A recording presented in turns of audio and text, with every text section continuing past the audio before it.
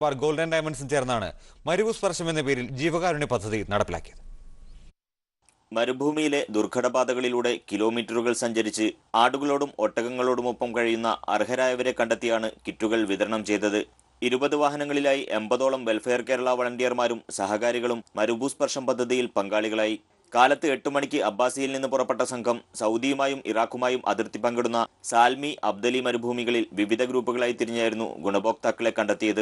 ജനസേവന വിഭാഗം കൺവീനർ ഖലീൽ റഹ്മാൻ സംഘത്തിന് നേതൃത്വം നൽകി. വർഷങ്ങളോളമായി പുറം ലോകവുമായി ബന്ധമില്ലാതെ മരുഭൂമിയിലെ ടിൻഷെഡിൽ കഴിയുന്ന ഇടയ ജോലിക്കാർക്ക് തണുപ്പിനെ പ്രതിരോധിക്കാൻ ആവശ്യമായ പുതപ്പ്, ജാക്കറ്റ്, അത്യാവശ്യ ഭക്ഷ്യവസ്തുക്കൾ എന്നിവ അടങ്ങിയ 130 കിറ്റുകളാണ് വിതരണം ചെയ്തത്.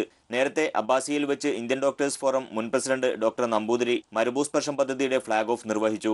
വെൽഫെയർ കേരള പ്രസിഡന്റ് അൻവർ സെയ്ദിന്റെ അധ്യക്ഷതയിൽ നടന്ന ചടങ്ങിൽ general secretary Krishnadas, Malabar gold Kuwait head Afsal Khan, grand hyper regional director Ayoob Kacheri എന്നിവർ സംസാരിച്ചു. Media 1, Kuwait city. US